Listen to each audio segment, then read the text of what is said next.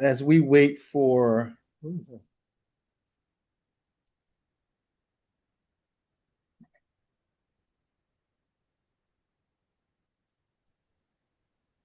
as we wait for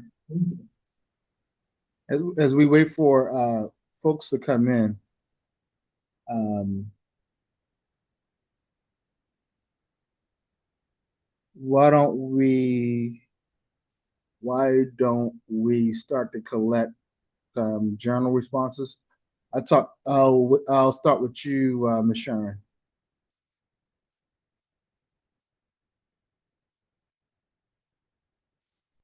Yeah. On my journal response of yesterday about what I learned that as teachers, we must let students be self-regulated and set their own goals, provide good and easy methods in teaching. And also, we should have learners' profile in order to know their strength, knowledge, weakness, challenges, and areas that needs improvement. And then another thing, we should use collaboration between the students, especially if you have students who are doing better than the other ones, so that they can understand them better than the teacher. We should also set standards in what we teach our students. That's all. In how to use it, I haven't figured it out yet.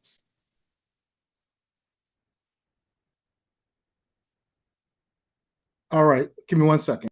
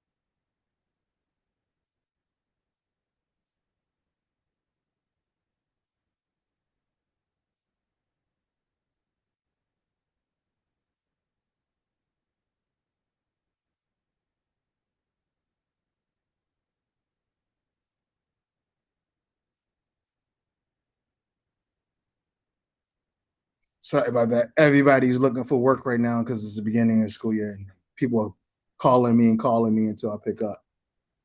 All right. All right. So you haven't decided, or you haven't figured out how you would use it in your teaching? Yeah. All right. So remember, that's a part of the journal now. So that's why we have that in the journal. I want you to think deeply about what we talk about in each lecture and what you read in the text. And um, if you feel like you wouldn't be able to use it, then you need to tell me, or you need to write down that you wouldn't use it and why. Right. So I need you to think deeply about this stuff. Okay. That's why we have that second question. All right. Okay. Yeah, just work on it. All right. Let us go with Miss Hasiba. What did you learn from the reading in the lecture? And again, this is not just telling me what I said, is what actually stuck with you, what actually went into your frontal lobe, what actually went into your long-term memory, right? And then how would you use it, or how would you, or if you don't feel like you could use it, explain why.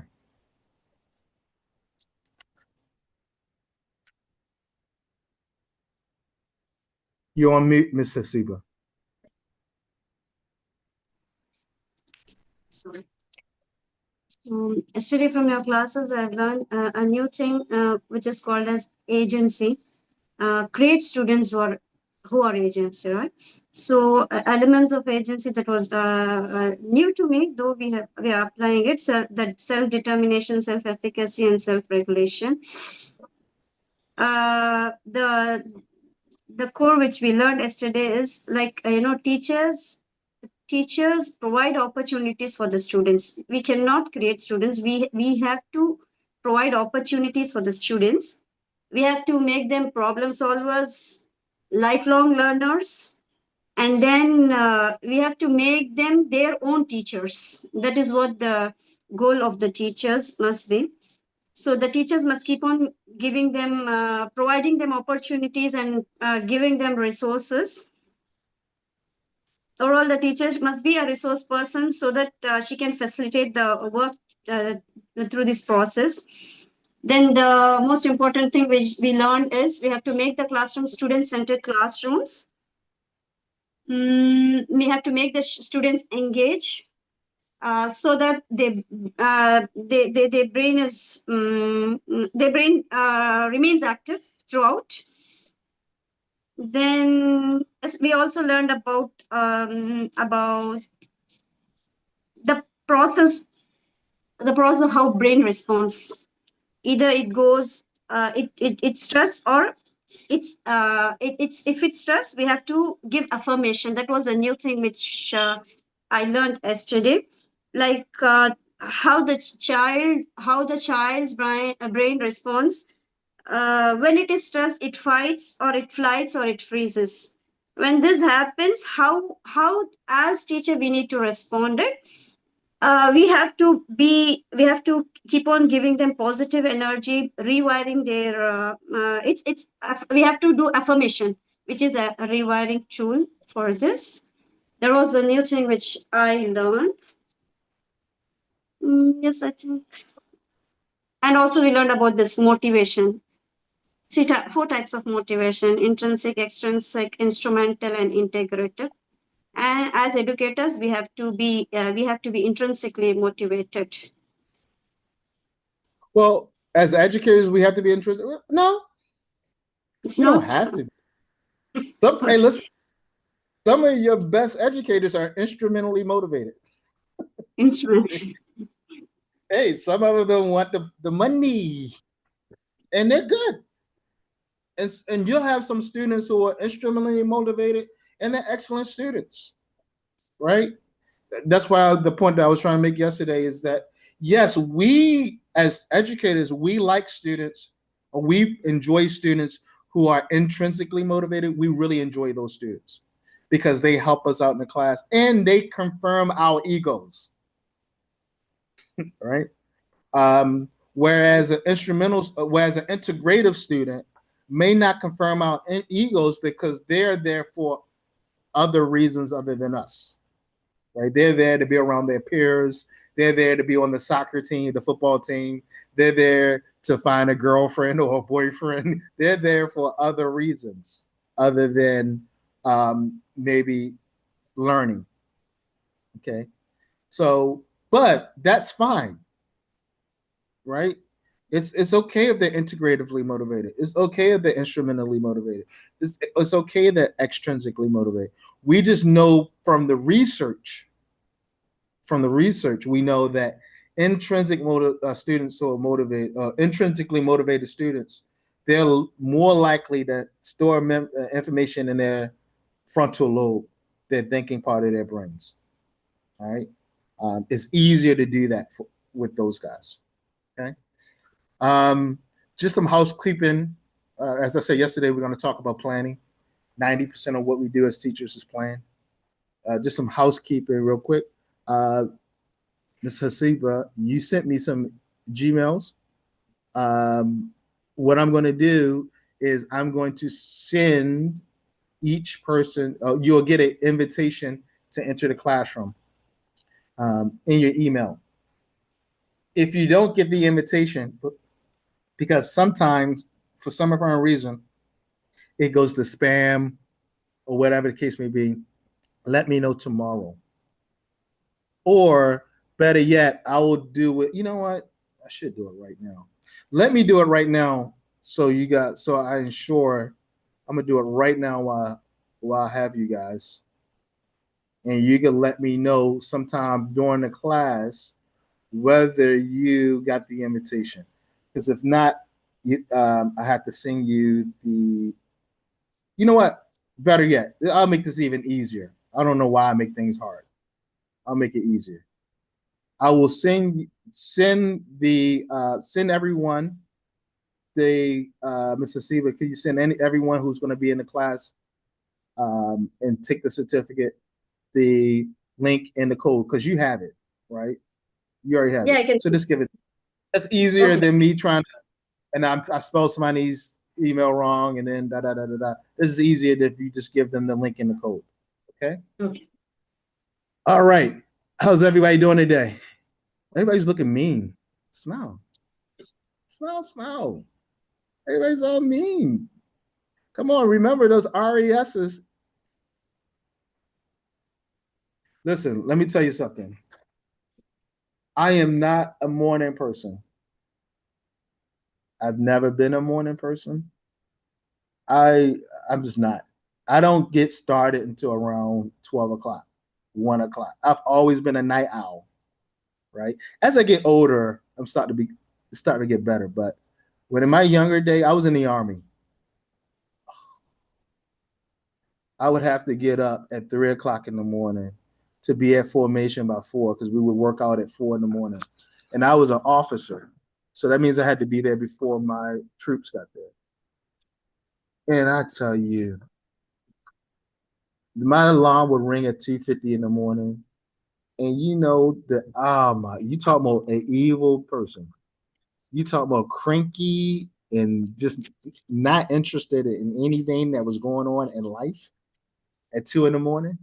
But I couldn't be nasty in front of my soldiers, so I had to learn what we call false motivation.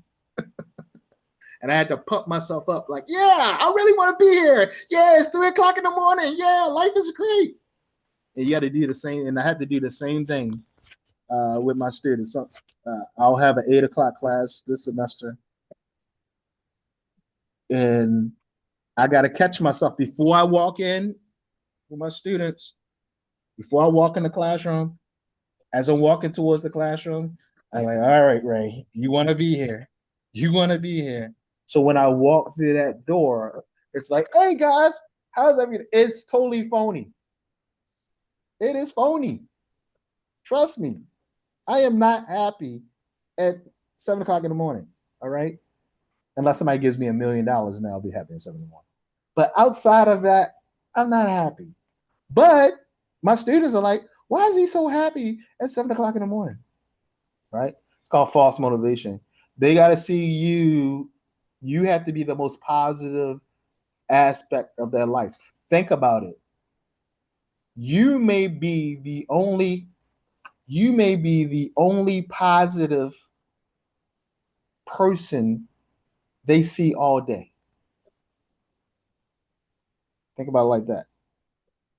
It reminds me of Maya Angelou. You guys know Maya Angelou, famous poetress, Maya Angelou, where the cage bird sings. She has some famous poetry. And she said that one day she was walking and Maya Angelou has this like motherly look. She looks like somebody's grandmother, right? And she said, hello to a man who just walking by, hello, in a very grandmotherly way. And the man said hello.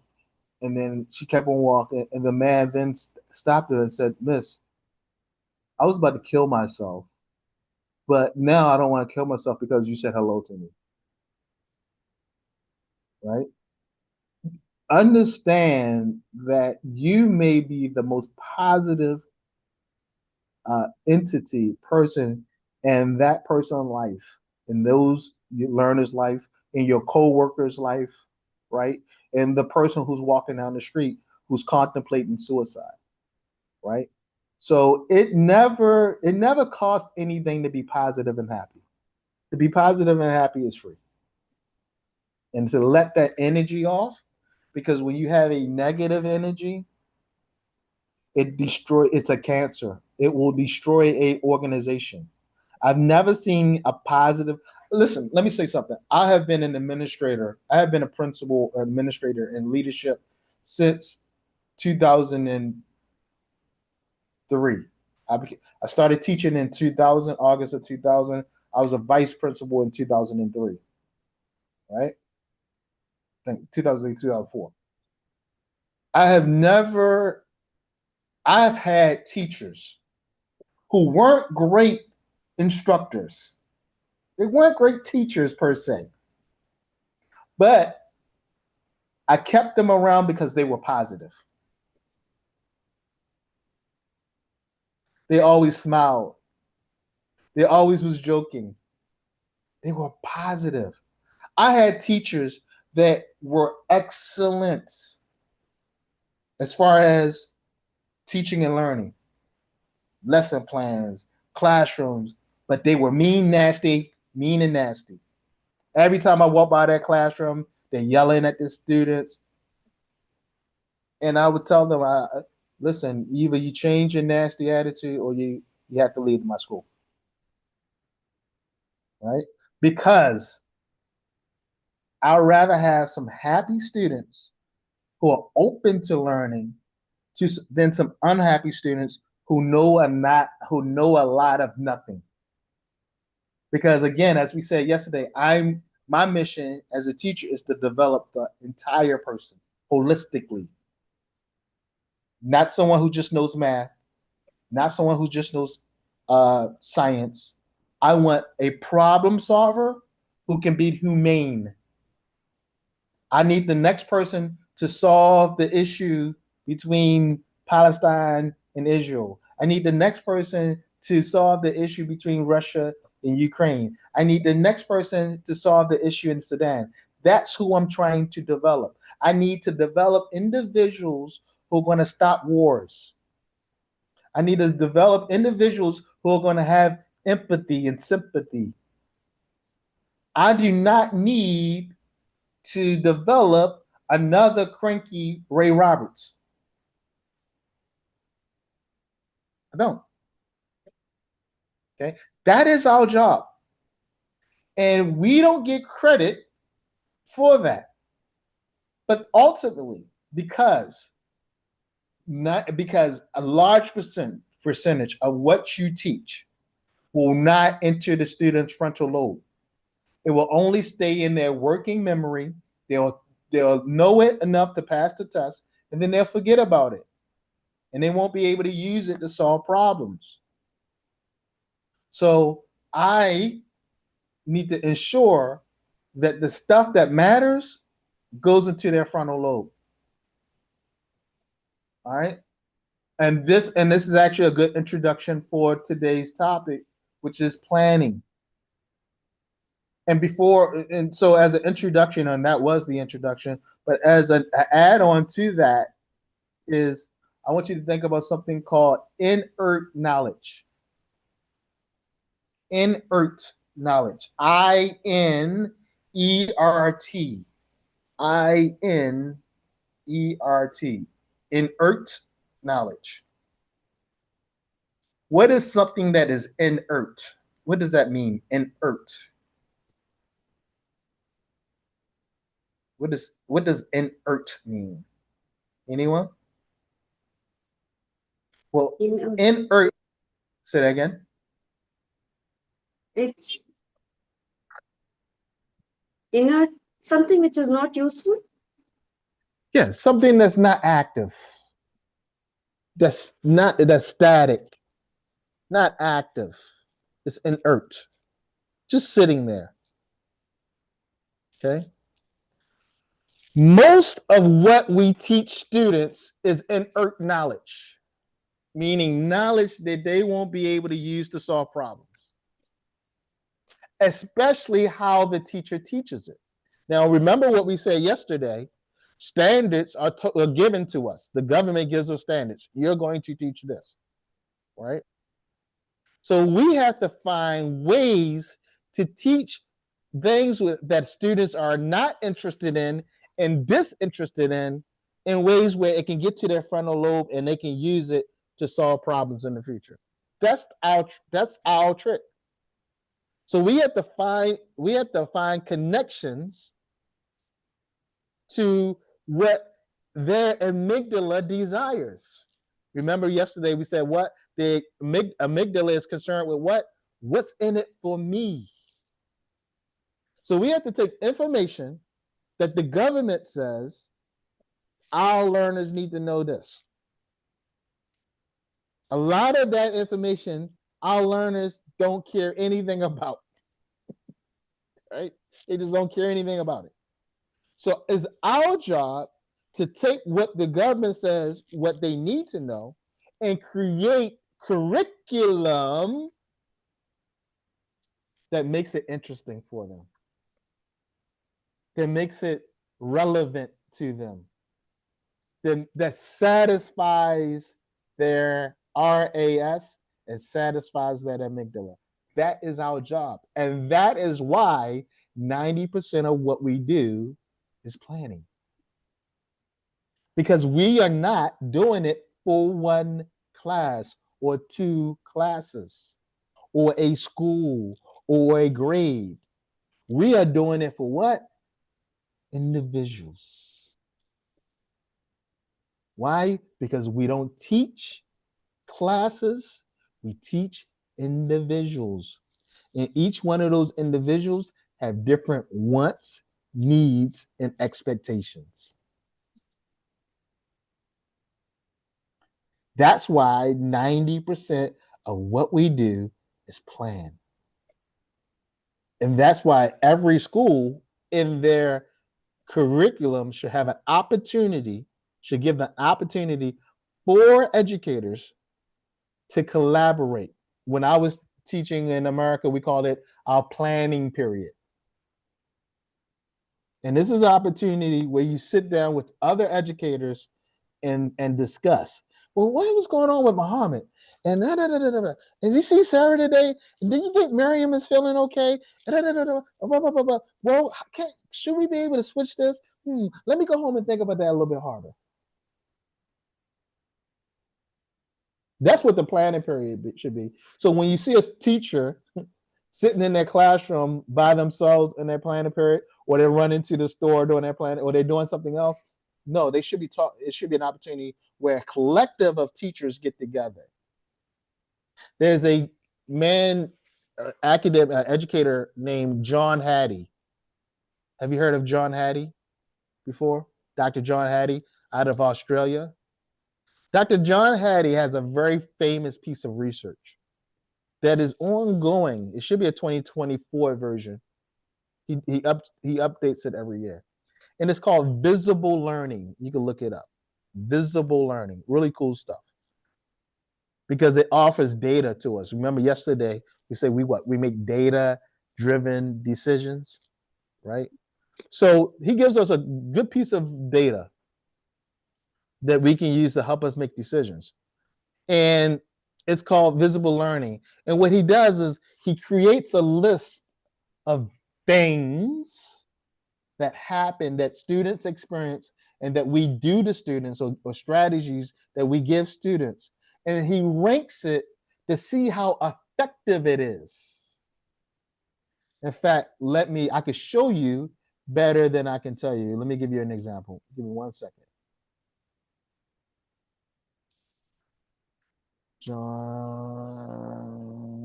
Harry visible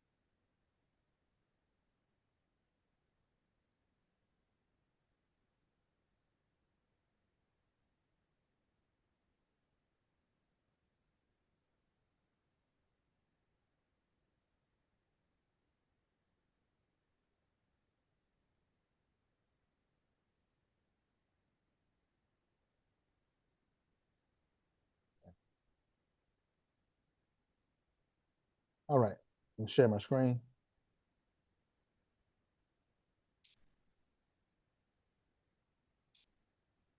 All right, do you see my screen? All right. Yes. So this is, can you see it? Or can everyone see it?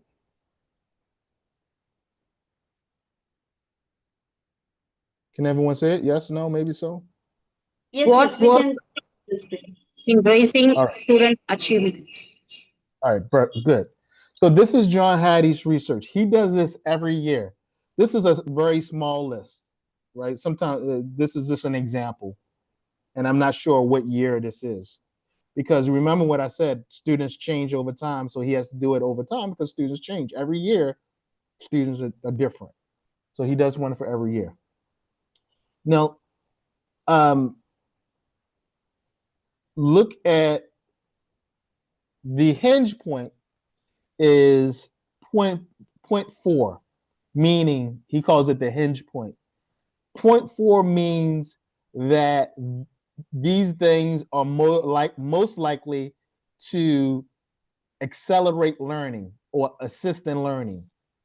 It doesn't mean the things in red or orange doesn't, but the things in green, they have been found to be very effective. All right. Now look at the things that are not as effective. Homework. Homework is not as effective. Tons of research that says that homework is not as effective. Class size. A lot of teachers will say, well, the classes are too big. That's affect learning. No, that's actually not very true. Yeah, if the smaller the class, the better, but good meat makes its own gravy. Mentoring is not as viable as we think as we once thought it was. Ability grouping students by ability. Again, it doesn't mean it's not effective. It's just not as effective that we thought it was. But here's the one that I like the most. Teacher subject matter knowledge. 0.9. Excuse me, not even 0.9, 0.09. So that means you don't need to know a lot about the subject to teach it. You just need to be a good planner. You just need to be, in fact, I would offer the less that you know about the subject, the more likely that you're going to teach it better, because you're going to be just as confused as the students and you guys will learn together. And the conversation will be more authentic. Right? Of some of the worst professors I've ever had were professors who were quote unquote geniuses. I had one professor, he was supposed to be this math genius. He had solved this like math problem that nobody ever solved before, something like this, right? He was a horrible teacher. He was horrible, right? I shouldn't say his name. He's probably, God rest his soul, he's probably dead because he was old when he was my teacher. And that was almost 30 years ago. Okay. But look at the things that are beneficial. So, point 4, based on Dr. Hattie's research, right here, this point 4 and up. Do you see my pointer? Is my pointer pointing? Is my pointer pointing? But Yes. I don't know if you. So everything cooperative learning and up, everything at 0.40 and up are things that we do as teachers or we put our students through that are more likely to accelerate learning. Cooperative learning. Did we talk about that yesterday? Getting students to talk to one another. Writing programs, getting students to write. We're going to spend a whole day on teaching writing. Questioning, right? There's a guy named Ron Richhart, Project Zero, right? Cultures of thinking. Parental involvement, big. Get the parents involved. Peer tutoring, not teacher tutoring, peer tutoring. What did we say yesterday? When students are better teachers than you, peers are better teachers than you. It's better to have students teach one another. They could do it better than you, believe it. That's why that's another advantage of giving a pre-test before or pre-unit test. Figure out who already knows a lot about it and leverage that person as your teacher for that unit. And you'd be surprised. Sometimes the most disruptive student knows a lot about the unit, and then you just turned a disruptive student into a role player in the classroom. Direct instruction, right? Going, giving the instruction directly to students, engaging students in teaching and learning methods. Metacognitive strategies. What are metacognitive strategies? Is when we get students to think about their thinking. That's what we call metacognition. When students think about their thinking, that's why writing programs are so strong, because writing opportunities are opportunities where students can begin to think about their thinking. And when we go into teaching the core competencies, we're gonna explain that in further detail. How to get students to think about their thinking. This is critical. Feedback, huh?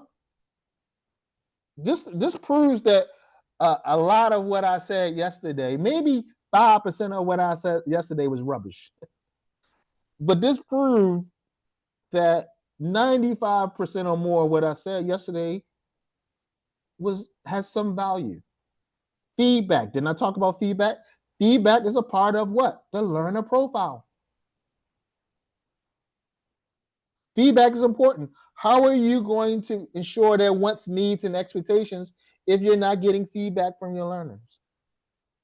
Acceleration, formative teacher evaluation, student visible learning. All right. All right. Now, you see what's in red here, and I can try to pull up a more comprehensive list, but you see what's in red. These are the things that actually, these are the acts that actually hurt learning. Summer vacation, all right, that actually hurts learning. Retention. So when you hold a student back, you retain them, they fail it. It's actually better to just pass the student than holding them back. Retaining a student does nothing more but hurt their pride. Right? You let the student move on to the next grade. Television, right? And this is old. We know that screen time. We know those tablets, the cell phones. We know they're not good, right? We know if we let students just use the cell phones all day and the tablets all day, we know that's not a good thing. And there's other things. This is a very small list. Like I said, in some of the list, there's over 300 things. But I've been tracking Dr. Hattie for about 15 years now. And what is typically on top of the list consistently throughout the years is something called collective teacher advocacy. Collective, let me see if I can find it. Collective teacher advocacy. And the reason why I'm mentioning that is because I was talking about planning periods and how the teacher should be talking to other teachers during the planning period. To do what? When teachers get together and talk about instruction and talk about planning, it builds their confidence. They're sharing information. That's the advocacy that we talked about yesterday. Collective. When they do it together, they can build confidence. When you teach, not necessarily co-teach, but when you guys teach in harmony, let's call it teaching in harmony, it actually builds confidence in the teachers. One of the biggest problems is a lot of teachers don't have a lot of confidence because they may be working in a school where the teachers don't get a chance to talk to each other a lot. Okay, so you definitely want to get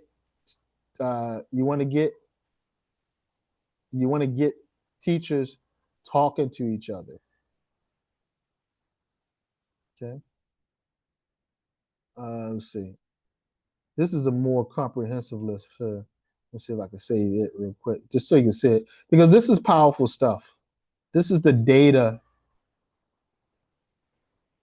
that I talked about.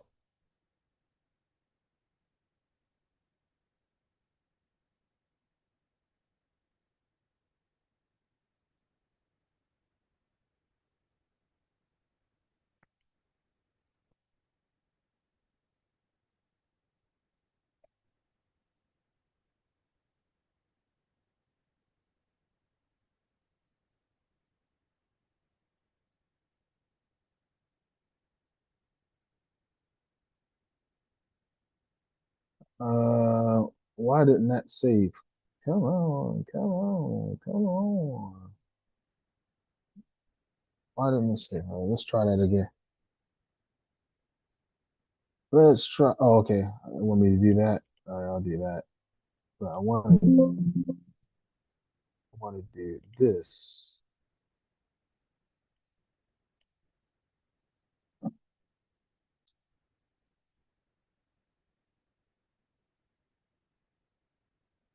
I'm not sure if you're going to be able to see this, but I'll try it anyway.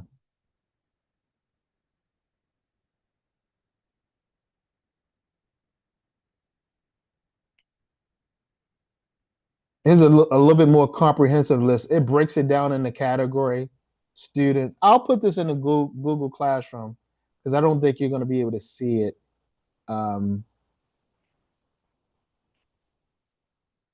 I don't think you're going to be able to see it. Let's see. Can you see it bigger there? But I'll put this in the Google Classroom for your review. Did you see here under school leadership, collective teacher advocacy? Look how big that is, 1.39. Woo! Remember the hinge point was 0.4. Collective teacher advocacy is actually the most important thing on the list. Look, it's the most important one. Out of all these things, and it's another sheet too, I'll put the second sheet. Out of all these things, look, collective teacher advocacy is the most important thing. I'm sorry, Miss Hasiba, I know you're the principal, but look where principals fall.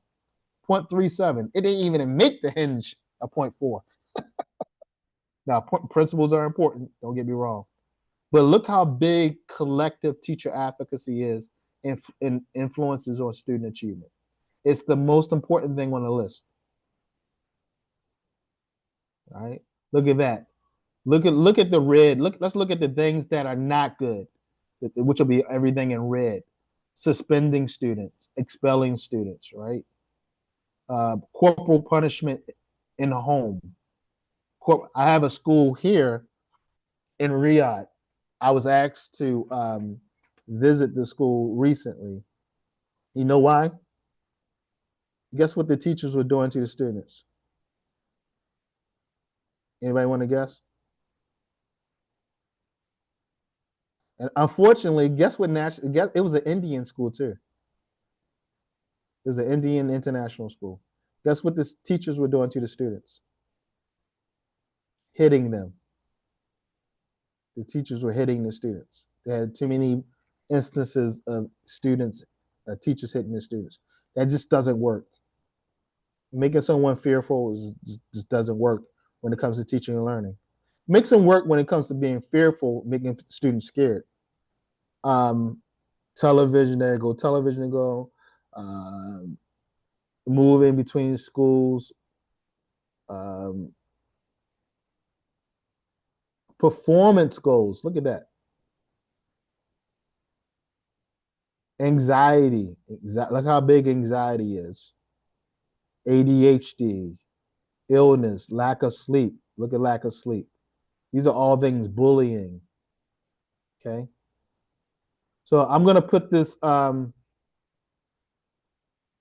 gonna put this on in the Google Classroom so you can review it. This is good stuff, and it allows you to make data-driven decisions. Okay. It allows you to make data-driven decisions. All right. Now, the first thing at the beginning of the school year, the first thing that we should be doing, looking at, is building a yearly plan. In a yearly plan, what we're doing is we're imagining where the student will be by the end of the school year. So we take the standards, right? And you say, well, these are the things the student, these are the things that the Ministry of Education wants us to teach the students. Here's the standards. Sometimes in the standards, there's some level of proficiency, right? Maybe at 80%, at 90%, right? And then we teach those things using curriculum. Okay. So we have to decide out of all those things in math, science, language arts, whatever, social history, we have to decide how the student will look. So that means teachers, the principal, everybody needs to get together and say, okay, and Ms. Hasiba, you should be doing this with each grade as the principal. Each grade, you should give your teachers, make the most senior teacher in charge of the grade. So whoever's senior for grade 1, year 2, and then say, hey, look, you guys got 2 weeks. Come up with how the student will look at the end of the school year. What should they be able to do? Right? What should they be able to do? How will they act? Right? How will they act? How will they act with each other? How will they act with us? How will they act in the greater community? What sense of empathy might they have? What sense of sympathy might they have? Right? At what level will they be able to solve problems? What type of problems will they be able to solve? Right? Or you can just ask that question in itself. What type of problems will these learners be able to solve by the end of the school year? And don't quantify it to like academic problems in scheme or in scope to the real world, right? Meaning, for example, if I want my 3rd grade students to be able to go shopping with their moms or dads doing a sale and be able to calculate the different discounts that they may see in the store. So if mom says, oh, this is 100, what do you guys have in India? Rupees? Is it rupees? Rupees, right? So this is 100 rupees, right? But it's 30% off. The child, the child or the learner rather should be able to say to mom, okay, that means you're only gonna have to pay 70 rupees. Right? So that's a problem. That's a real world problem that the learner will be able to solve by the end of the school year in real time. Not pen and paper academic, but in a real time, authentic situation. All right. So you come up with a list. And so whoever you put in charge of that grade level, they will sit down with you and the team and the rest of the teachers, and you guys talk about how that looks and how you're going to go about accomplishing that goal. Using what? The standards. So the teachers are going to use the standards to create a holistic. So it needs to be integrative, right? Not compartmentalized. It shouldn't be compartmentalized, meaning they'll be able to do this for math, they'll be able to do this for science. No. Can the students take a little bit of science, a little bit of math, a little bit of history, a little bit of language arts, and solve a general authentic problem? It's what we call learning throughout the curriculum. Learning throughout the curriculum. Okay. And we're going to talk about that. We're going to talk about synthesis in a second. Okay. So that by the end of school year, those things that the learner should be able to do should be a synthesis, a synthesis of everything that you taught them throughout the school year.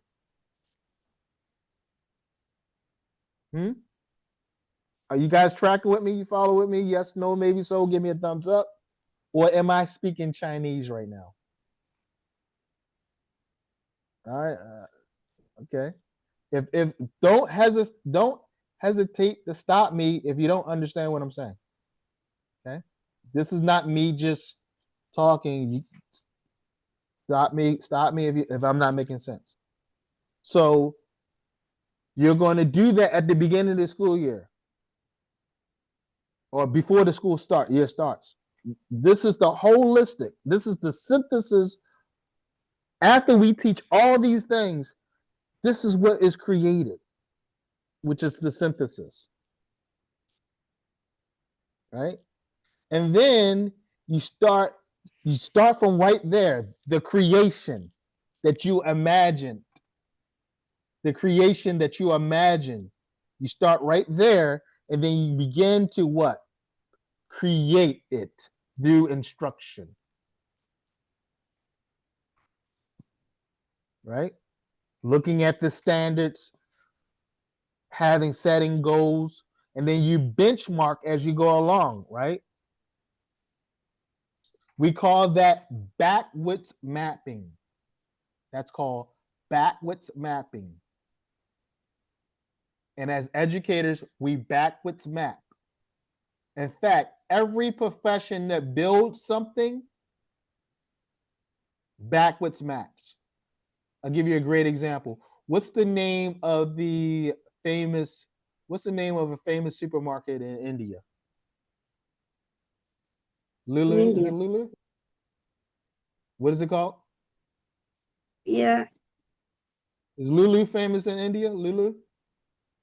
Lulu is also there, but it's not that much famous in India. Okay. What's the famous one in India? Maybe Reliance. Rivens? DMart. DMart. DMart. Okay. So when DMart starts a new store, Reliance. they use backwards mapping. Where do you think they start first when they're designing a new store? Where do you think in the store they start first? In the city? No, okay. So they're gonna build a store in the city, right? They have the location, right? And now they're designing the store. The architect, the designer, the interior designer, where do you think he starts or she starts first?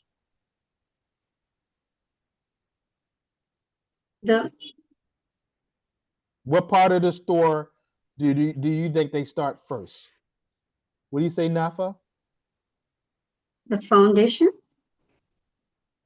Oh yeah, the foundation's already built. So they built the foundation. We're talking about the interior of the store now. Where do you think they start first? It's the shelf which is exposed outside. The outside. The shelving. So you think they start with the aisles first, the shelving? Children's thing. Children thing. Which is displayed, which is going to be displayed out. So the aisles. So like the rice aisle, the sugar aisle, the beverage aisle. They start with that first. Anybody else got anything else? No, toys and gifts. Toys. They start with the toys first. Toys. The toy section first. Anyone else? They start with the cashiers first. Max. They figure out where the cashiers should be first. And then from the cashiers, they map out the store so a customer can see as many items as possible, because they don't want you just going there and buying milk and bread. You ever go to the store, you say, I just need to get milk and bread. I'll be 1 minute. 1 minute. I'm just going to run in and get milk and bread. And then you come out an hour later with milk, bread, cookies, ham. You come out with a whole bunch of stuff. Why? Because they designed the store. They designed the store for you to go, oh, I want this. Oh, this is on sale. Oh, this is on sale. Oh, this is on sale. I'm going to take 2 of these. Because it's called backwards mapping. It's a psychology to it. All right? Backwards mapping. So you always start where you want the learner to be. Imagine where you want, and then you figure out how you can take them through an experience that get them to the cashier. Remember we talked yesterday about possibilities. Well, in the store, the possibilities is what? All the aisles they can go through, the toy aisle, the bread aisle, the bakery, the seafood section. All right. If they created the store where you could just go right to the bread aisle and to the cashier, they wouldn't make any money. They need you to see as much stuff in the store as possible, because they might offer something in the store that you don't even need they offer. Oh, I didn't know they sell dresses. So they need you to go through the store a certain way. IKEA, do you guys have IKEA in India? IKEA? You have IKEA in India? Yeah, I can. Have you ever been in IKEA? No, it's not in our state. It is in Hyderabad. Well, if you We ever go to, we are from Tamil Nadu. okay, if you ever get a chance to go to IKEA, IKEA does this perfectly. IKEA doesn't give you any opportunities. You're going to start at one spot, and they're going to make sure you see everything in the store. They're going to make sure you see, like, you have to follow. You can't even take an exit. There's no exit. You have to see everything in the store. And they backwards map. They start with the cashier first and figure out how can we design this so the customer can see everything in the store. And we do the same thing in education, backwards mapping. But before you backwards map, you have to envision, you have to imagine what we say about Camara de Velu, the possibilities. Right? You have to imagine the possibilities. Okay? So think about that. So if you're not yearly planning a plan for the entire year, you're not creating possibilities for your learners.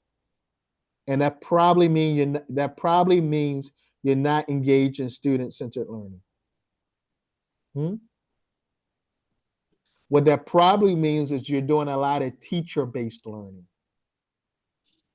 And teacher-based, don't get me wrong, teacher-based learning has its place at times, but not all the time.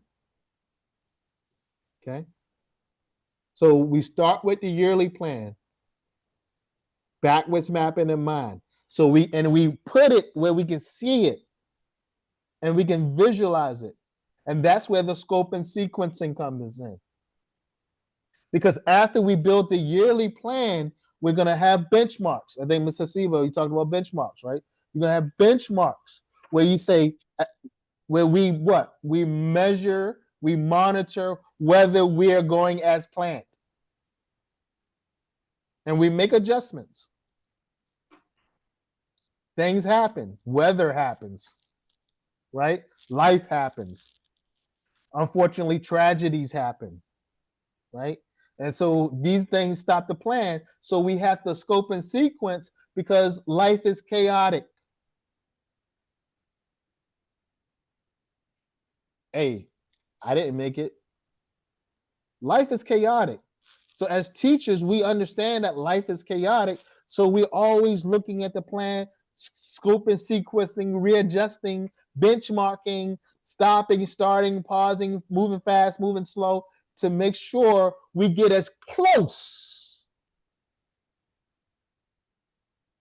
as possible to that holistic learner that we wanted at the end of the school year. And we shoot for the stars, right? We want that learner to be Wonder Woman. We want that learner to be Superman. We reach for the stars. And if we get any close to Wonder Woman, anywhere close to Superman, we did our job. They might not be able to fly, but they may have good strength. They might not be able to have good strength, but they can run really fast. We want to get close to that imagined perfect utopia as possible. We don't have to create the perfect person. We just need to move towards the perfect person. Right? Understanding that we're not creating, we're helping them become the best person they can be. We're helping them become the best person that they can be. Okay? Now, what are some of the things that we must consider as we build this yearly plan? And from the yearly plan, we're going to create unit plans. All right, so we got this big plan. I'll get my whiteboard out.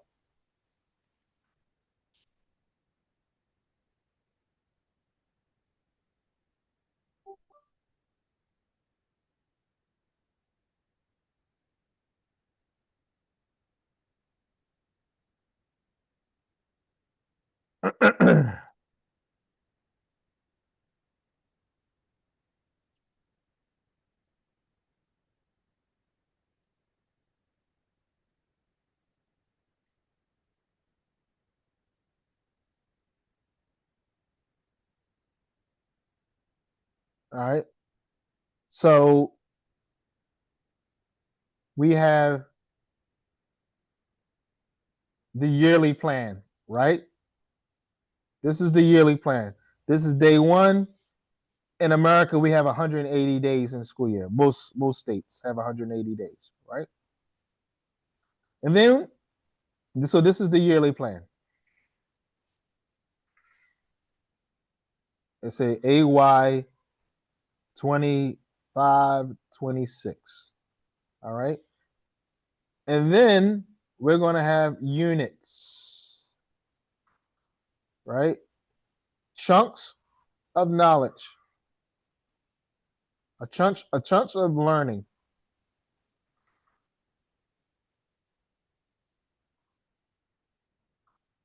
That does what? That gets us to our destination, 180, right? And at 180, we have Superman here. This is super student. This is little cape. You know, that's his cape. Superman, super student. Okay, that's what we try. We try to create super student. All right. So we have different units of instruction that all help create, that are all based on what? Each unit is based on what? The standards. So we look at the standards and we base each one of those units on the standards. Okay. Each one of those units need to be connected. They need to be connected. So that means we have a yearly plan.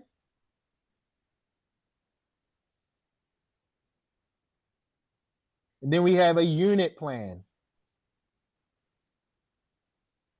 Yeah, unit plans. These are your unit plans. These are your ups, your unit plans. And inside of every unit plan are what? Daily lesson plans. Daily instruction, right? Each unit has a certain amount of instruction, right? Each unit, each line represents daily instruction for each unit. All right, this line represents daily instruction.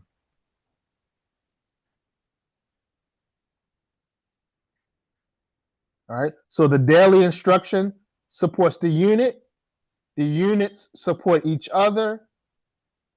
All the units together create the super student by the end of the school year. All right.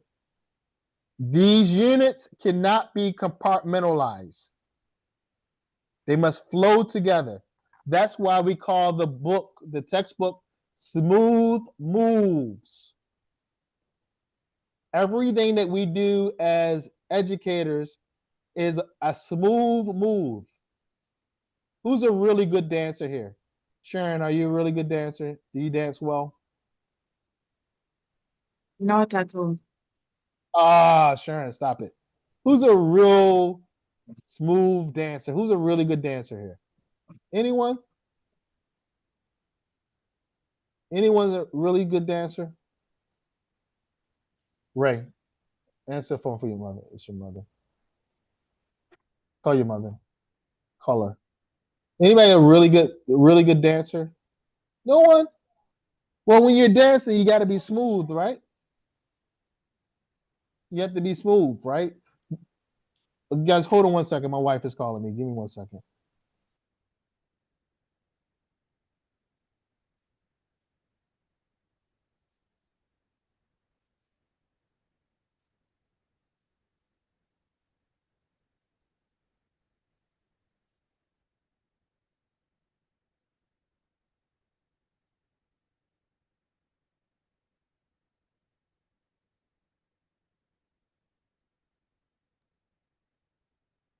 All right.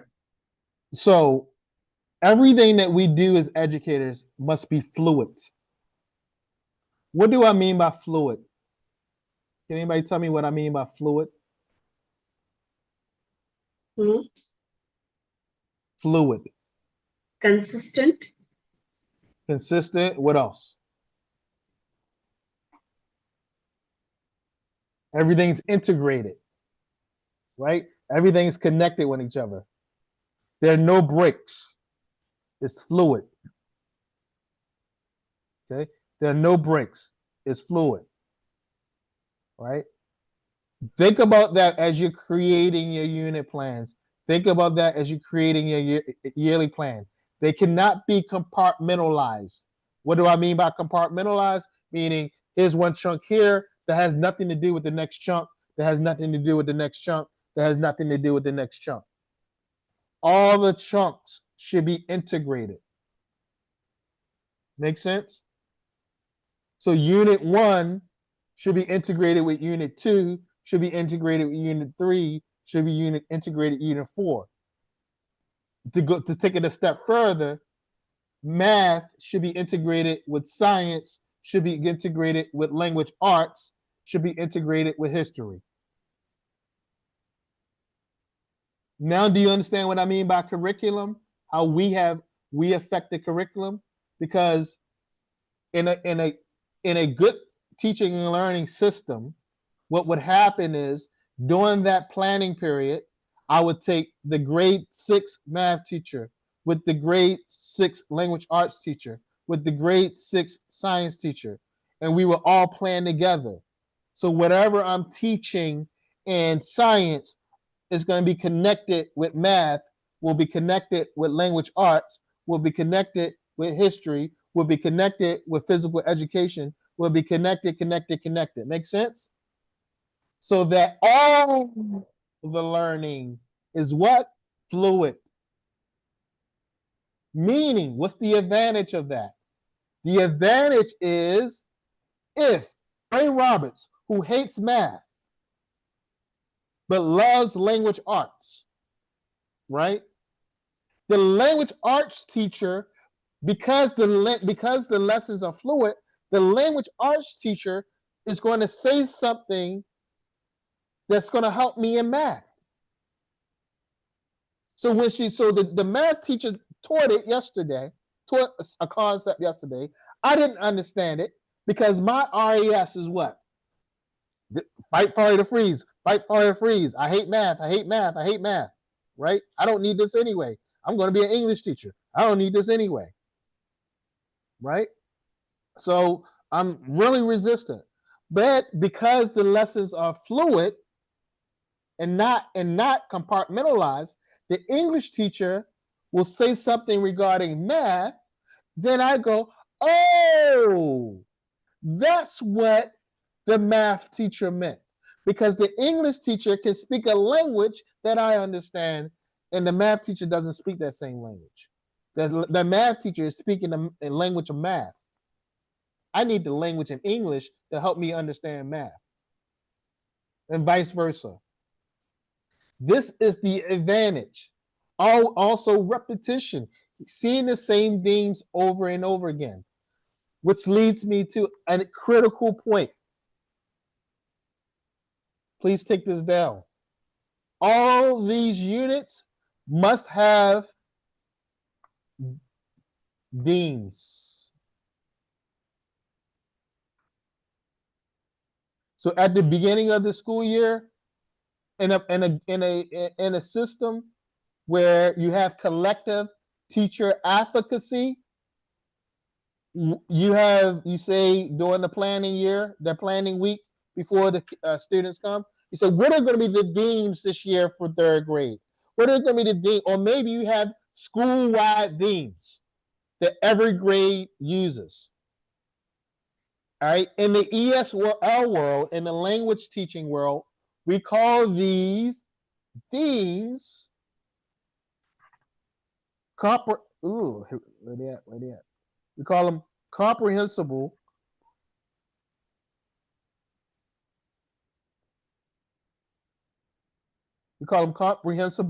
inputs. CI. This idea is by Stephen Krashen. Stephen Krashen is another famous person. He's still alive. You can look him up on YouTube. He's very famous in the English teaching and languages because he's a polyglot. So he speaks, so he's very famous when it comes to language teaching. And he's come up with this theory years ago called comprehensible inputs. And basically what Krashen says is that when we engage learners, we have to give them information that they can connect to. Everybody following me? We have to give them information. Give me a thumbs up if you're following me. If I'm on task. If we're on task, give me a thumbs up. No thumbs up? Can you hear me? Check. Can you guys hear me? Thumbs up. Give me thumbs up. Give me thumbs up. Thumbs up. No thumbs up. I got some people not giving me thumbs up. Thumbs up. Are we good? If you don't have a thumbs up, that means you have a question. Do you have a question? Was this Manera? You have a question, Miss Manera? Was that your camera? Maybe your camera is frozen. Ms. Manera, do you have a question? Because you didn't give me a thumbs up. Manera, Munira. How do you pronounce that? If you don't give me a thumbs up, I'm expecting a question.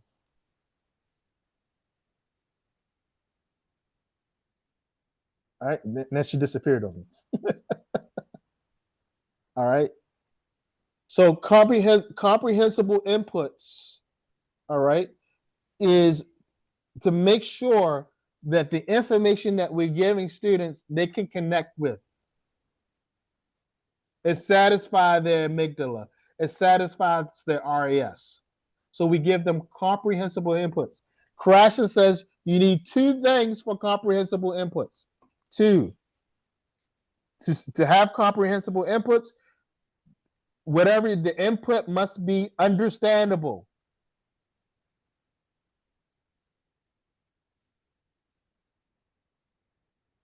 The input must be understandable. Secondly, the input must be compelling.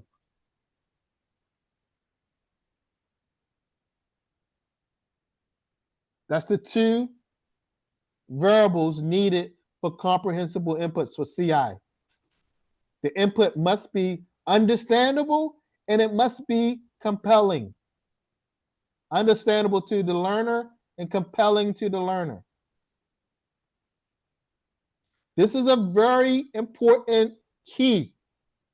And this is why we must have a learner profile so you know what is understandable to the learner and you know what is compelling to the learner. This is why you cannot effectively teach without a learner profile. This is why you cannot effectively engage a unit without doing a pretest. You have to figure out without giving them surveys. Ask them before the unit, what would they like to learn in this unit? Huh? Create a theme. Don't just call the unit World War II if you're a history teacher. That's boring. These kids don't want to learn about World War II. Most of them don't. Right? So create a theme. What if everybody fought? What if we all fight? Maybe I'll call it Fight Club. Maybe I'll call it Fortnite. What they play? Fortnite or Roblox. The Roblox world, the world of Roblox wars. I don't know. Come up, figure out a theme that is connected to what you're going to teach in World War II. So it can help them help you rather create understanding and compelling comprehensible inputs. These comprehensible inputs suggest and tells us that we always teach in context.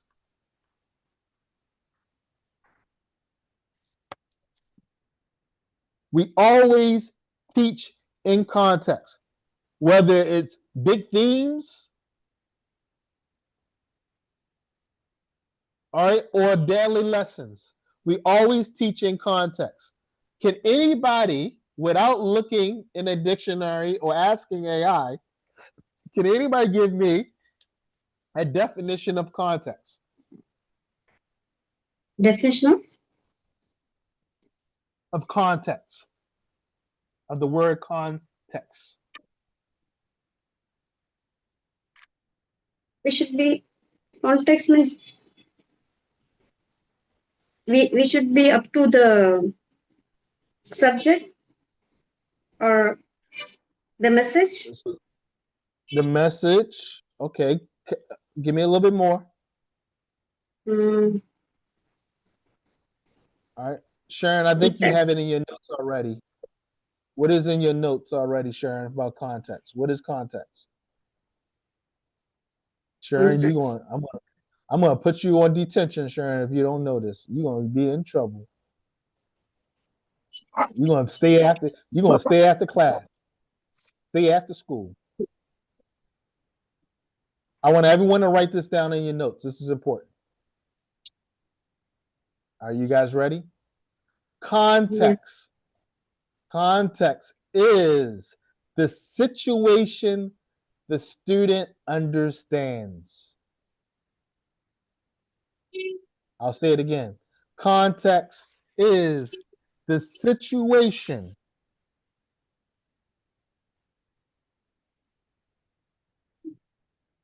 the student understands.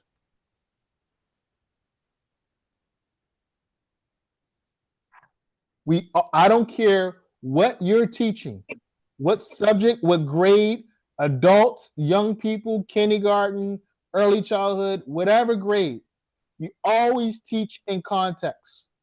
You always instruct in context. You always give learners a situation that they will understand, not you. And those contexts will have inputs that are what? Understandable and compelling.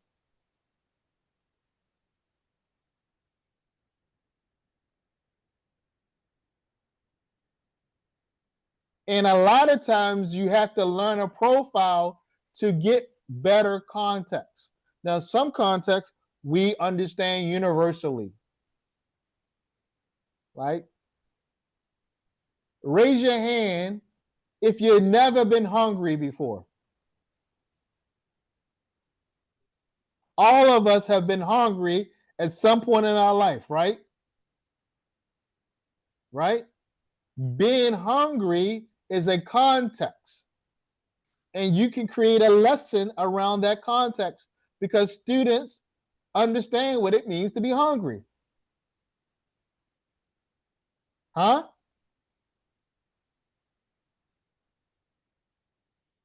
Being frustrated. Raise your hand if you've never been frustrated before. Right. All of us have been frustrated. It's a human experience. So you can create a context around being frustrated. All right. What about this one? Raise your hand if you know what it feels like to stand on top of the Empire State Building and look at the New York City skyline. Why nobody raised their hand? Because most of you, none of you, maybe some, has anyone been in New York City before? No, no one's been in New York City, right? So that's a context that the student wouldn't what? Understand. Am I making sense? Right?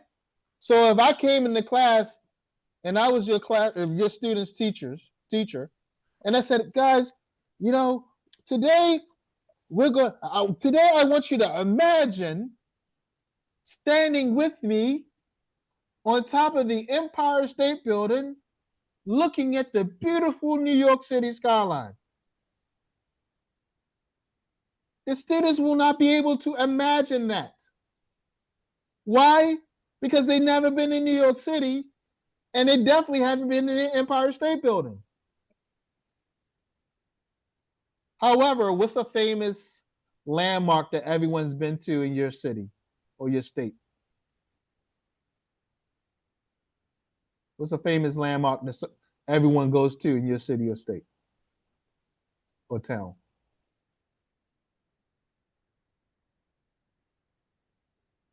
Somebody give me, I know you have a famous landmark, a famous place in your city or town. What's the famous place? Beach, Marina Beach. Beach. Marina Beach. All right. But if you said, hey, look, students, imagine we're at, what's the name of the beach? Marina Beach? Marina. Marina Beach. Marina.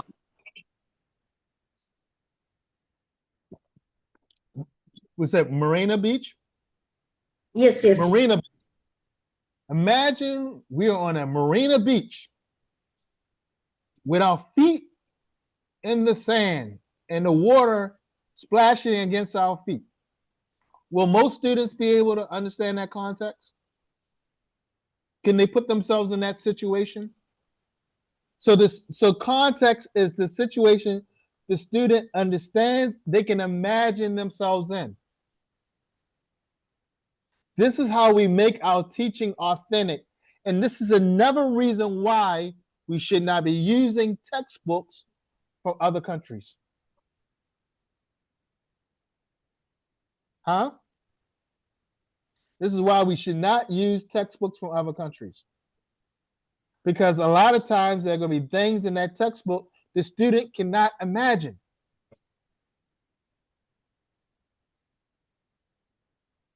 Okay?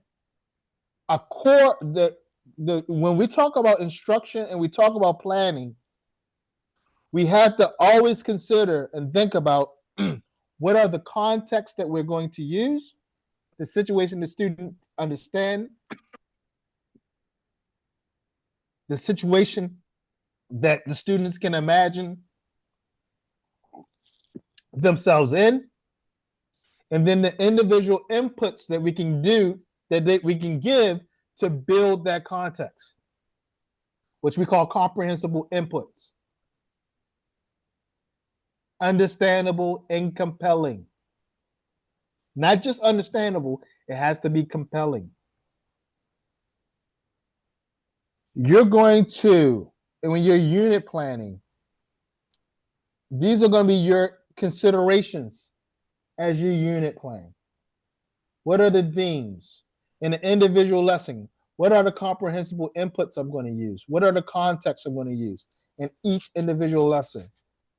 To do what? To automatically satisfy the learner's amygdala, reticular activating system, RAS, and amygdala. Okay, this is important stuff. You must teach in context. If you only taught in context and you did nothing at all, you're moving in the right direction at least. Okay. All right. Some other considerations as we build our yearly plan and we build our unit plans, right? Is we must consider, stop sharing for a second.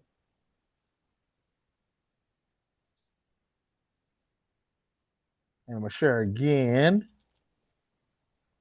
Let me pull this up for us. Hold on a sec.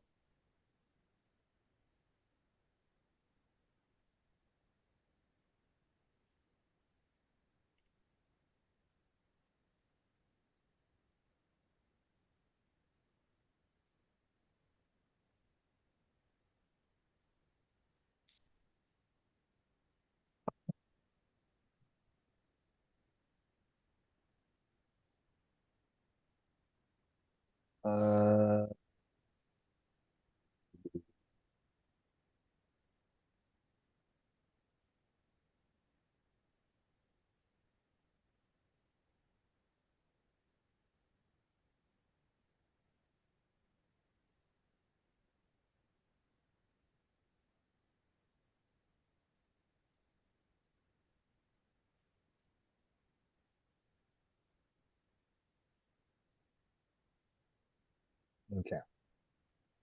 All right, I'm going to share this with you.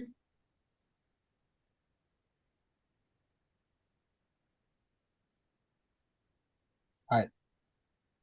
Has anyone seen something like this before? It's Bloom's taxonomy. It's Bloom's taxonomy. All right, can someone tell me what is the value of Bloom's taxonomy?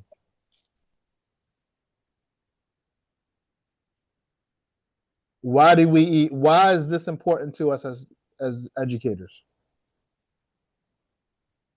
Because it goes from low order to higher order thinking. All right, so how do we use it? It is when we set for the curriculum, when we plan. Yes, during the stage of planning, this is needed. Right. So when we're planning in every aspect, we're what? We're moving towards Superman or Wonder Woman, right? And Wonder Woman doesn't get weaker with training. You get what? You get stronger in training. So as we move throughout the school year, we may start with knowledge and comprehension, but as we move throughout the school year, we should start be dealing with evaluation and synthesis, right? Depending on where we are in the school year. Same thing in a lesson or a unit. The students may start off with not a lot of knowledge, but then over time, what?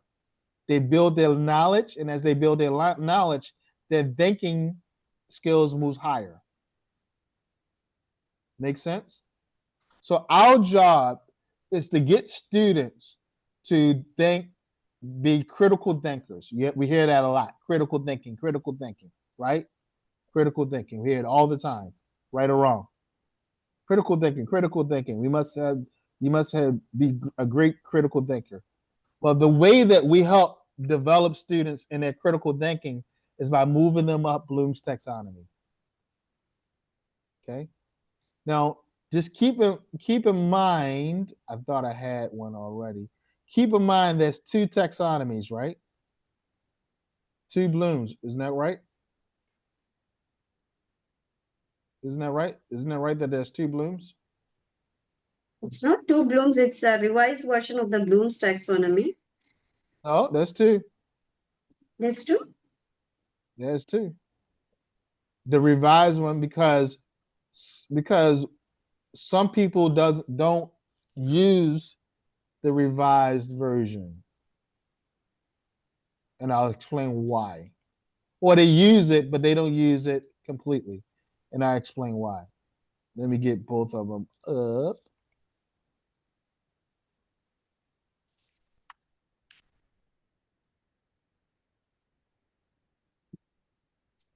I thought I had it already saved in my.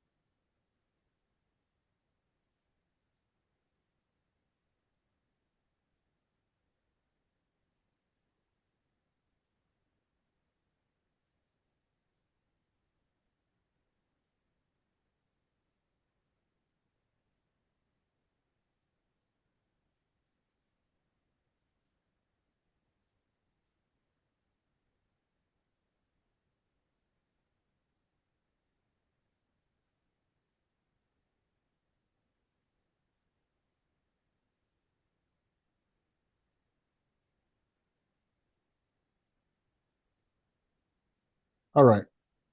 You see my screen? You should see both Blooms, right? All right. So we have the original taxonomy by Dr. Bloom. All right. And then the revised version that his students revised in the 2000s, right? Now, what do you see? What do you see as the differences?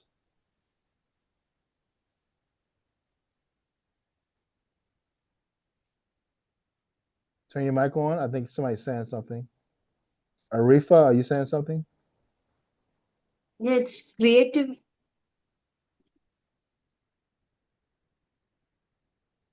Go ahead.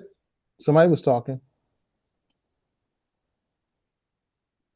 Yes, the difference What's the is previously it stopped till evaluation, but in the revised version, it should go on until they are creative. Okay, right. So the two revisions were Bloom's had each thinking thinking ability as a noun. So in the revised version, his students turned them into verbs. This made it easier for teachers to do what? Create objectives. That's number one.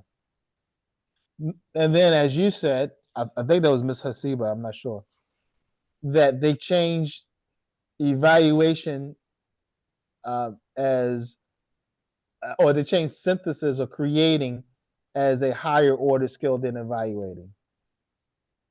All right. Now, the reason why people like myself and in the business world, we stick to the original Blooms, but we appreciate the verbs because evaluation is a higher order skill than synthesis. Okay.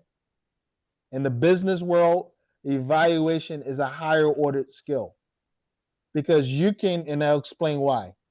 You can create something, but if you don't evaluate what you created, you cannot make what you created better.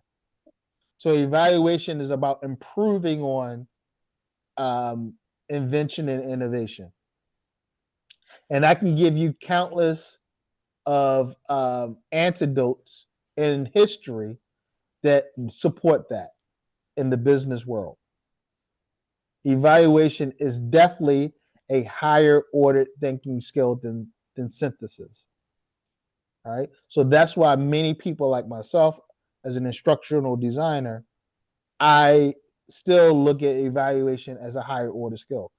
Now, going back to that original one with the light bulb, but I do value um, I do value the verbs, because when I'm making my lesson plans, my daily lesson plans, these have some very good, smart verbs. So, like for knowledge, I have arrange, define, describe, duplicate, identify. Comprehension, classify, convert, defend, infer, locate, paraphrase.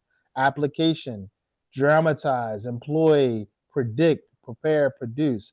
Analysis, criticize, diagram, differentiate, discriminate, distinguish. Synthesis, arrange, assemble, categorize, collect. Evaluation, appraise, argue, assess, compare, right? So these are good verbs to use when I am creating my daily lesson plans. Now, my daily lesson plans are what? I see you yarning. I'm only 21 minutes, and then you can stop hearing my voice.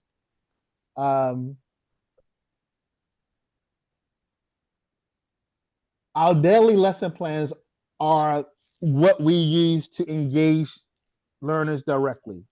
That's the part of the plan the learners visibly see, right? The learners don't necessarily see our unit plan. Make sense? We don't really share that with them directly.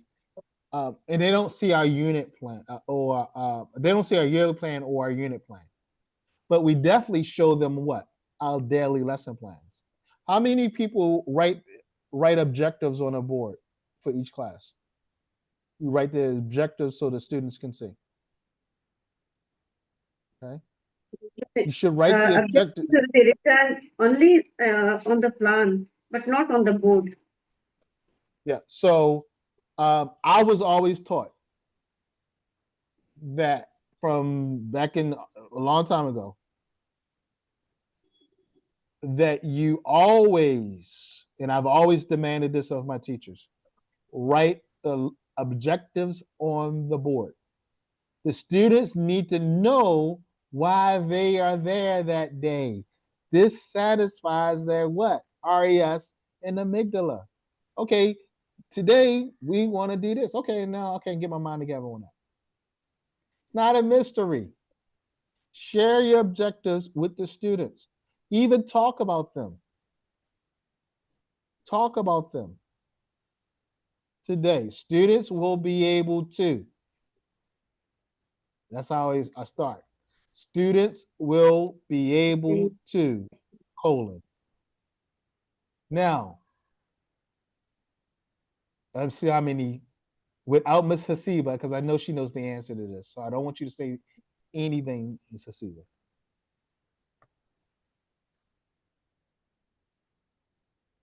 All objectives, fill in the blank. All objectives must be blank.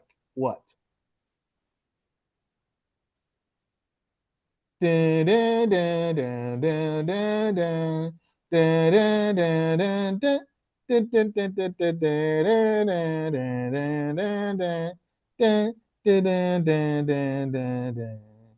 All objectives must be, open your mic. Am I going to answer? I know you guys know it. All objectives must be.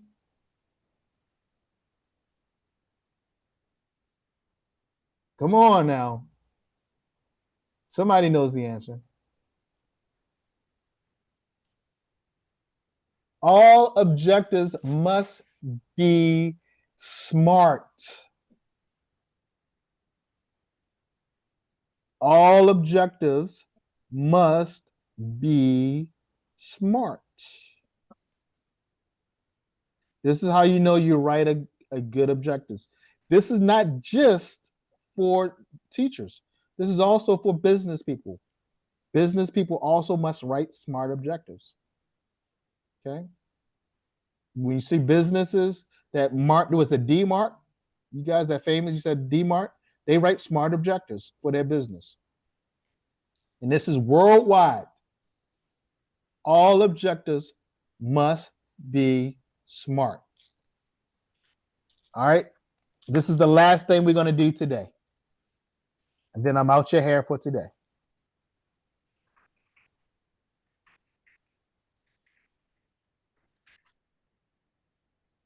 All right. The S stands for what? Smart. The S stands for what? Specific. Okay. Now going back to my other little diagram here. Stop for a second.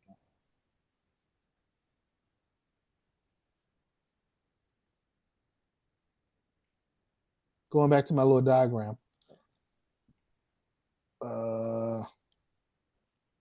This is where Bloom's comes in. Because let's say I am, it's the beginning of the unit, students don't know a lot about the unit, then I can use this. Students will be able to list, right? Students will be able to describe. Students must be able to define, right? I can use these verbs based on where I am in the taxonomy. But because these are very specific. Students must be able to write a sentence. Now, sometimes you'll see some teachers also include the accuracy at 90% accuracy or 80% accuracy. If you want to do that, that's fine. But again, it must be specific, a specific task. This specific task is going to help them understand whatever more or do whatever, right? Because the lesson has a theme. Each lesson plan should have a theme. Okay. All right. What is the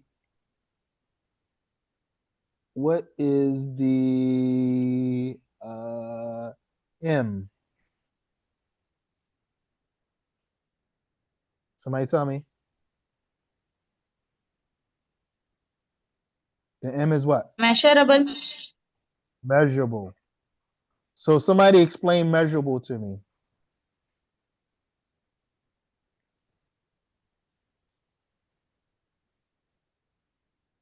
Can somebody explain measurable to me?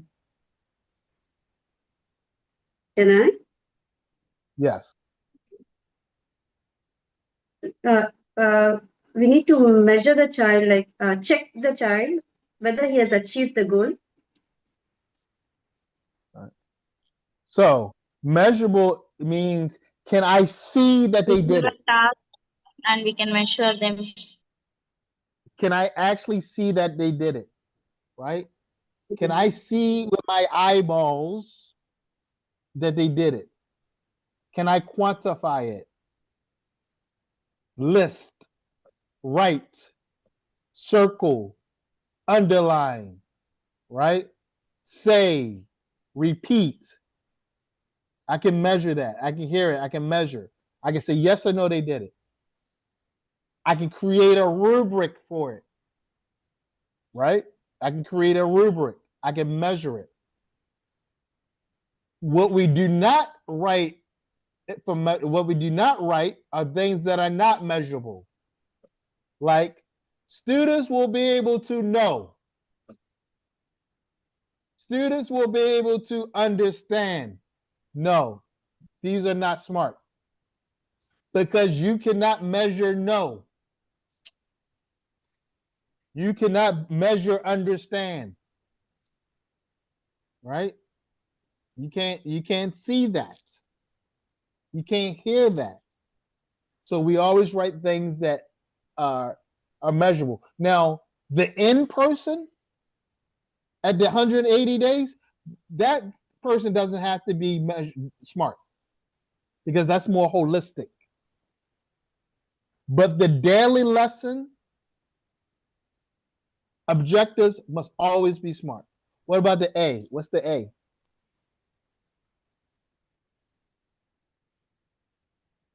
Achievable. Anybody? Achievable. What does somebody explain achievable to me? Achievable. What does that mean? It must be We give us possible some in task. The task time. is achieved within a particular time. Not time. Students are what? They have the what? They have the what? They have the ability to do it. It's something that they have the ability to do. The ability to do, and we have to check the capacity they have understand or not what we have taught them. Right. So achievable is We can something do so that many they, projects in science. right, something they can reasonably do within their intellectual ability. Right. I'm not going to ask a first grader, grade 1, to write a 5-page essay. They don't have that ability to do that. They don't have the intellectual ability to do that, right? Makes sense? I'm not going to ask a third grader to type 100 words per minute. They don't have the ability to do that. They don't have the physical ability to do that. They don't have the hand-eye coordination to do that, right? I'm not going to ask a second grader to fill out to do pre-calculus, right? They don't have the ability to do that. So that's when we talk about achievable. Is it? We'll talk later about appropriate language. All right. Achievable really means is it something that they can do within their ability? All right. Is it something they can do within their ability? And how do we know? Well, we learned a profile, didn't we? We did the pre-test, didn't we? Right? Also, if you want to even go deeper with achievable, you can use a formula. You want to know the formula? You want to know the formula? Only one person saying yes? You want to know the formula? Okay, I'm not going to tell you the formula. Forget y'all. I'm not going to tell y'all because y'all don't want to know it. Yes, All right. sir. I'm going to tell you the formula. The formula is I plus 1. So you take information they already know and you add one more bit of information to it. That's how you know something is achievable. Okay? And don't listen, there's a lot of times that teachers assign or cover information that they should not be covering because the information is too much for the learner. Okay? So I plus 1. Take something they already know and add one more bit of information to it. Right? It's a form of what? Scaffolding. We know scaffolding, right? It's a form of scaffolding. Take one bit of information, add one more, and we know that objective is achievable. What about aura? What's R?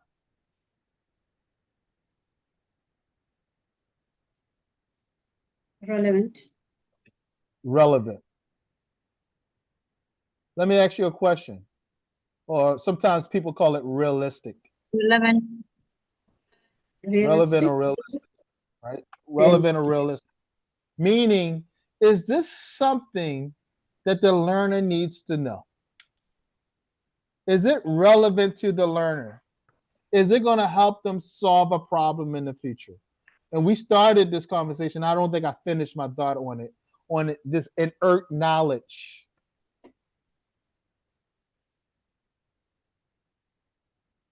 Too often in schools, we teach things that learners simply don't need to know. And the knowledge becomes inert, meaning they can't do anything with it. All right. Sometimes we have to teach it because it's in the standards. And sometimes we teach it because we think we're being, we want our students to be these, to have this universal knowledge when we should be focusing on the core competencies. All right. So try to stay away from inert knowledge. Is it something they need to know? For example, in 2025, do we need to have a typing class? No need. Oh, no need in 2025. Now, when I was in school, let me show you how old I am. I actually took a typing class. And we had the metal typewriter. And he went, shh. Some of y'all so young, y'all don't even know what a typewriter is. Fatima, Fatima, is it Fatima? You look real young. You don't even know what a typewriter is, do you? You get shh. You had to put the paper in and roll the paper like this. You had to put the ink in. You don't even know anything about that, Fatima, do you? Nope. She don't know. She's too young. All right. You don't need to know how to type 120 words a minute now. That skill is dead. Right? Now we have fancy laptops, right? Now we have voice activation. That's a skill that's not realistic or relevant to teach. So ask yourself, is it what you're teaching relevant? Now remember what we said earlier, that all the units should be what? Should be chunked together, integrated. Integrated. So that's how we know whether it's relevant or not. If it's not integrated into the larger thing of what we're teaching, the larger curriculum, then we don't need to teach it. Don't just monkey wrench things in just for the sake of monkey wrenching something in. All right.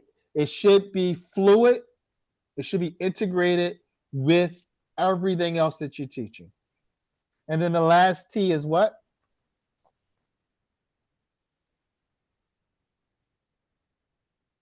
What is the T? Time bound. Say that again. Time bound. Timely. Yeah, we say timely. Time. And all that means is what? Can we do what?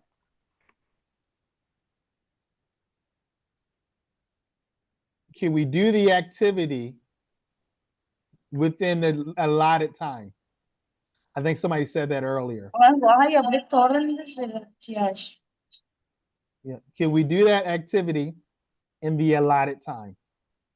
So if I have 50-minute lesson, hour lesson, half an hour lesson, can I do that activity within that time period?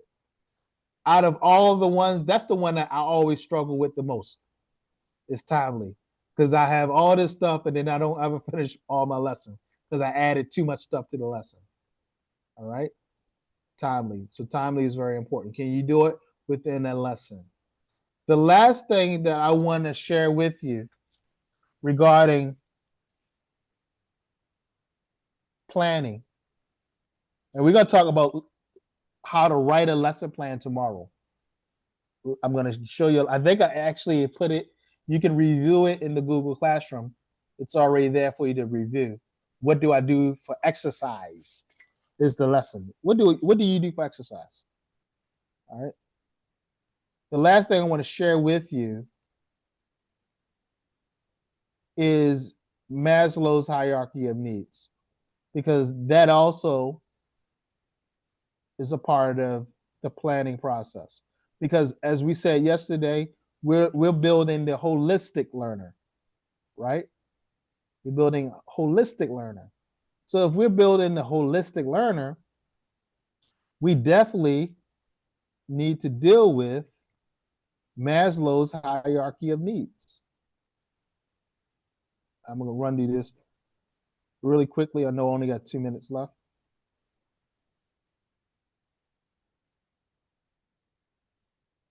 All right. So when we're planning the unit plan, when we plan in the yearly plan, the unit plan, and our daily lesson plans, we are considering these elements. This is Dr. Ibrahim Maslow's hierarchy of needs. You seen this before? Have you seen this before? Yes, that's in Yeah. psychology. Yeah. Students Yes. can't focus on higher order learning once their basic needs are not satisfied. Exactly. They can't focus on any learning, even lower order skill, if their basic needs are not satisfied. This means you have to have opportunities for them to, I always said, now I don't know the rules of your school, but for me, I always let students eat in class. Right? They just have to be responsible. So you have to put it away in the trash because I don't want them hungry. But I come from a different culture, right? You guys come from a different culture than me. So when I was teaching high school, when I first started teaching, I let my students eat in class because I know a lot of my students didn't have anybody cook breakfast for them. So it's a cultural thing for me. I make sure that they have water. All right. I had a refrigerator in my classroom. Students can go and get a bottle of water out of the refrigerator. That the AC is working, that it's not too hot. All right. That they make sure they have enough sleep. I used to tell students, if you are sleepy, go to sleep. Okay. If you're sleepy, go to sleep. Put your head on the desk, go to sleep. Or leave the classroom, go to sleep. Also remember, I taught high school too. I was a high school teacher. Safety. There's no threatening in my classroom. There's no threatening in my school. Okay. Students must feel safe. Every place is a safe space. They have to feel safe. I'm not going to yell at you. You're not going to yell at anyone else. There's not going to be any fighting. We won't tolerate it. Love and belonging. I tell my students, I love you. Love you. I love you enough to give you all this homework. No, I love you enough to teach you well. I love you enough to teach you well. I love you enough to make sure you're doing the right thing. And if sometimes I'm a little upset with you, it's because I love you. I tell them that in the very beginning. Now, I want to talk about esteem for a second. Esteem is where most of us, once we get our physiological needs met, safety needs met, love and belonging, we get stuck in esteem. The feeling of prestige. Don't, as an educator, I implore you, don't get stuck in esteem, because that's what makes us about everything about us. And we destroy more relationships when we start to talk about esteem, or we get stuck in esteem. And this is prestige, right? Especially as educators, our egos, our prestige. I have a master's degree. I am a principal. I am this. I am that. I have this. I have that, right? Don't get stuck on that. All right. Especially as educators, we have to be humble. It's nice to feel proud of our accomplishment, but don't allow your accomplishments to get in the way of teaching effectively. Don't be prideful. A lot of times schools don't work. Why? Because there's no collective teacher advocacy. Teachers are not talking to each other. There's a lot of backbiting. There's a lot of just a lack of collaboration. People are not friendly. People are not agreeable with each other. People are not helpful, because a lot of times you get a lot of people stuck in this idea of esteem. And ultimately, what we want for our students is to, and for ourselves, is to move into the realm of self-actualization, where we have the advocacy, we have the confidence, and that is contagious, right? That advocacy is contagious. That sense of full potential is contagious. To spread to give learners the notion of resolve. You can do it. You can be your best, and that's where we should be as teachers, in the realm of self-actualization. But we can't get there until we first get over our esteem. Okay, so when you're planning the school year, a part of that at the end of the school year, you have to take in consideration Maslow's hierarchy of needs. Okay. All right. That is for today. Any questions? Criticisms? All right. We will see you tomorrow at 11. Tomorrow, we will cover daily lesson planning. I'm going to cover the elements of a daily lesson plan, how we actually write it. And then we'll cover something else. I think noticing errors tomorrow. Noticing errors. All right. Now we're going to, from this day forward, we're going to move more into less theory and more actual method and methodology. So we're not going to talk a lot of theory tomorrow and talk more method. Any questions? Please make sure you do your journals and read the textbook. And we'll see you tomorrow. Okay. Thank you. I truly appreciate the way you connected theory with classroom practices. Thank you, sir. Thank you. We will see you tomorrow. Yes, it will.